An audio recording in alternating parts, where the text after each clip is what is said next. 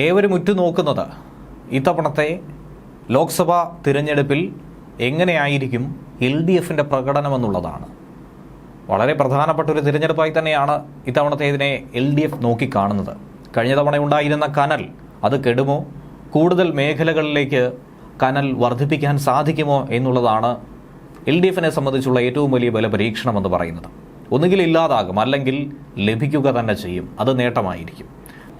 കഴിഞ്ഞ തവണ ആലപ്പുഴയിൽ നിന്ന് ജയിച്ച ആരിഫ് മാത്രമാണ് LDFിനെ സംബന്ധിച്ച് അവരുടെ നിലനിൽപ്പിന് ഏറ്റവും വലിയ ഘടകമായി മാറിയിട്ടുണ്ടായിരുന്നത്. പക്ഷേ ഇത്തവണ ആലപ്പുഴയിൽ ആരിഫ് തോൽക്കുമെന്ന രീതിയിലുള്ള പ്രവചന എക്സിറ്റ് പോൾ ഫലങ്ങൾ തന്നെയാണ് പുറത്തു വന്നിരിക്കുന്നത്.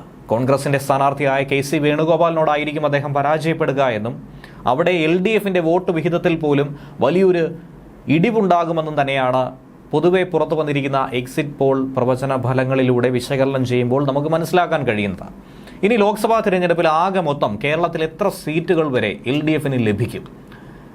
2 മുതൽ 4 സീറ്റുകൾ വരെ LDFിന് ലഭിക്കാമെന്നുള്ള പ്രവചന ഫലങ്ങൾ ഇതിനോടകം പുറത്തു വരുന്നുണ്ട്. ചില എക്സിറ്റ് പോളുകളിൽ LDFിന് സീറ്റേ പറയുന്നില്ല എന്നുള്ളതും ഇതോടൊപ്പം തന്നെ ചേർത്ത് വായിക്കേണ്ട ഒരു വിഷയമാണ്.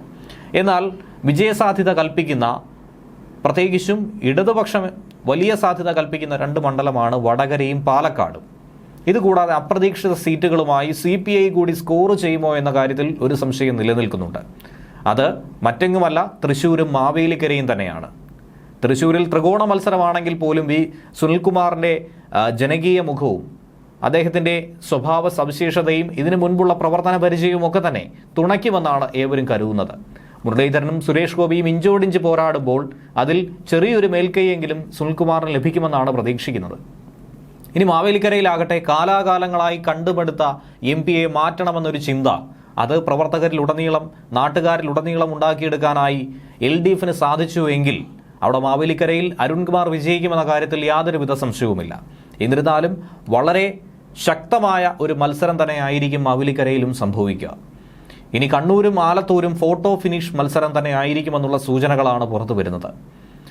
ഇരു മുന്നണികൾക്കും ഒരുപോലെ തന്നെ പ്രതീക്ഷയും പ്രത്യാശയും നൽകുന്ന ഒരു മത്സരം തന്നെയായിരിക്കും അവിടെയും സംഭവിക്കുക.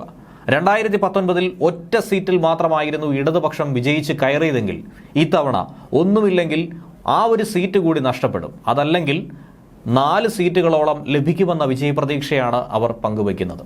2019 മുഖം രക്ഷിച്ച ആലപ്പുഴ ഇത്തവണ കൈവിട്ടു പോകുമെന്ന സൂചനകൾ സർവേ ഫലങ്ങളിലൂടെ പുറത്തു വന്നിരിക്കുകയാണ്. എന്നാൽ പെട്ടി പൊട്ടുമ്പോൾ എന്താകും യാഥാർത്ഥ്യമെന്നുള്ളത് കണ്ടറിയാമെന്ന് തന്നെയാണ് LDFും പറയുന്നത്. എക്സിറ്റ് പോളിനെ പാടെ തള്ളുകയാണ് LDF നേതൃത്വം. കോൺഗ്രസിന്റെ സിറ്റിംഗ് MP ആയ രമ്യ ഹരിദാസ് ആലത്തൂരിൽ. രമ്യയെ നേരിടാനായി മന്ത്രി K രാധാകൃഷ്ണൻ. പാട്ടും പാടി ജയിക്കുമെന്ന് രമ്യ ഹരിദാസ് പറയുമ്പോൾ അതിനെ ചെറുത്തൊന്നും തോൽപ്പിക്കാൻ തന്നെയാണ് മന്ത്രിയും ശ്രമിക്കുന്നത്. ഒരു വലിയ ടൈറ്റ് കോമ്പറ്റീഷനിലേക്ക് തന്നെയാണ് ആലത്തൂരും കടക്കുന്നത്. അവിടെ വിജയപ്രതീക്ഷ ആർക്ക് എന്നുള്ളത് വലിയൊരു ചോദ്യമായി തന്നെ അവശേഷിക്കുന്നു. കഴിഞ്ഞ തവണത്തേതിനേക്കാൾ UDFിന് 10% വോട്ട് വിഹിതം കുറയുമെന്നുള്ള പ്രതീക്ഷയാണ് അവിടെയുള്ളത്. മറുഭാഗത്ത് LDFിൻ്റെ വോട്ട് വിഹിതം 4% കൂട്ടാനും സാധിക്കും. ഇനി മൊത്തത്തിൽ ഒന്ന് വിശകലനം ചെയ്യുകയാണെങ്കിൽ 20 മണ്ഡലങ്ങളിൽ ആറ്റിങ്ങൽ, മാവേലിക്കര, ആലപ്പുഴ, തൃശ്ശൂർ, ആലത്തൂർ, പാലക്കാട്, വടകര, കണ്ണൂർ സീറ്റുകൾ LDF കണ്ടുവച്ചിരിക്കുന്നു. ഏറ്റവും അധികം വിജയപ്രതീക്ഷ നൽകുന്ന സീറ്റുകൾ കൂടിയാണ്. അവിടെ എന്തും സംഭവിക്കാമെന്ന രീതിയിൽ തന്നെയാണ് മത്സരം മുന്നോട്ട് പോകുന്നത്. ആറ്റിങ്ങലും ഏറ്റവും അധികം വിജയപ്രതീക്ഷ പങ്കുവയ്ക്കുന്ന ഒരു മണ്ഡലം തന്നെയാണ്. എന്നിരുന്നാലും ശക്തനായ ഒരു സ്ഥാനാർത്ഥി തന്നെയാണ് അവിടെ മത്സരിക്കുന്നത്, അടൂർ പ്രകാശ്. അതുകൊണ്ട് തന്നെ പരാജയം ഇതുവരെ അറിയാത്ത അടൂർ പ്രകാശിന് മുന്നിൽ വി ജോയ് പരാജയപ്പെടുമോ എന്നുള്ളതാണ് പ്രധാനപ്പെട്ട ചോദ്യം. മാവേലിക്കരയുടെ കാര്യം ചർച്ച ചെയ്തതാണ്, ആലപ്പുഴയും പറഞ്ഞതാണ്. തൃശ്ശൂരിലും സംഭവിക്കുന്നത് എന്തെന്നുള്ളത് മനസ്സിലാക്കാം, നാളെ തന്നെ തിരിച്ചറിയാം. ആലത്തൂരിലും സമാനമായൊരു മത്സരം. ഇനി പാലക്കാട് എന്ത് സംഭവിക്കുമെന്ന കാര്യത്തിൽ LDFിന് യാതൊരുവിധ സംശയവുമില്ല. തങ്ങളുടെ വിജയരാഘവൻ മത്സരിച്ച് കയറുമെന്നും വിജയം ഉറപ്പാണെന്നും അവർ വിശ്വസിക്കുന്നുണ്ട്. വടകരയിൽ ടൈറ്റ് കോമ്പറ്റീഷൻ എന്ന രീതിയിൽ തന്നെയാണ് KK ശൈലജ ടീച്ചറും അതുപോലെ തന്നെ ഷാഫി പറമ്പിലും. അതിലും വിജയപ്രതീക്ഷ LDF വെച്ച് പുലർത്തുന്നുണ്ട്. തുടക്കം മുതൽ തന്നെ വിജയപ്രതീക്ഷയുണ്ടായി. കണ്ണൂരിലും സമാനമായ രീതിയിൽ തന്നെയാണ് മത്സരം കടുക്കുന്നത്. സിറ്റിംഗ് MP ആയ K മുരളീധരനെ മാറ്റി വടകരയിൽ നിന്നും തൃശ്ശൂരിലേക്ക് മാറ്റിയപ്പോൾ പകരം പാലക്കാട് MLA ആയ ഷാഫി പറമ്പിലിനെയാണ് അവിടെ സ്ഥാനാർത്ഥിയാക്കി എത്തിച്ചത്. അങ്ങനെ വടകര മണ്ഡലം ഏറ്റവും ശ്രദ്ധേയമായ മണ്ഡലമായി, ഒപ്പം തന്നെ വിവാദങ്ങളുടെ മണ്ഡലമായും വടകര മാറി. ഇതുവരെ കേരള രാഷ്ട്രീയം കാണാത്ത തരത്തിലുള്ള വിവാദങ്ങൾ തന്നെയാണ്, വിവാദ സംഭവങ്ങൾ തന്നെയാണ് അവിടെ പൊട്ടിപ്പുറപ്പെട്ടത്. കടത്തനാടൻ മണ്ണിൽ പൊള്ളുന്ന വെയിലിനിടയിൽ വൻ ജനാവലിയെ അണിനിരത്തി തന്നെയാണ് പൊടി പാറിച്ചുകൊണ്ട് ഷാഫി പറമ്പിൽ സ്ഥാനാർത്ഥിയായി എത്തിച്ചേർന്നത്. കണ്ണീരും കനവും ഒക്കെ തന്നെ അവിടെ ഏവരും കണ്ടതായിരുന്നു. അന്നുണ്ടാക്കിയ ആ ഒരു ഓളം അത് തിരഞ്ഞെടുപ്പ് പ്രചരണത്തിലുടനീളവും ഏറ്റവും ഒടുവിൽ വരെയും അദ്ദേഹം കാത്തു സൂക്ഷിച്ചു എന്നുള്ളതാണ് കോൺഗ്രസിനെ സംബന്ധിച്ച് ഏറ്റവും അധികം ശുഭപ്രതീക്ഷ നൽകുന്നത്. കെ ശൈലജ ടീച്ചറെ സംബന്ധിച്ച് അന്നുണ്ടായിരുന്ന പാനൂരിലെ സ്ഫോടനവും പിന്നീടുണ്ടായിരുന്ന അശ്ലീല ചിത്ര വിവാദവും ഒക്കെ തന്നെ ഏറ്റവും അവസാനം വരെ തിരിച്ചടിയായി മാറിയോ എന്നുള്ള ഒരു ചോദ്യമാണ് അവിടെ അവശേഷിക്കുന്നത്.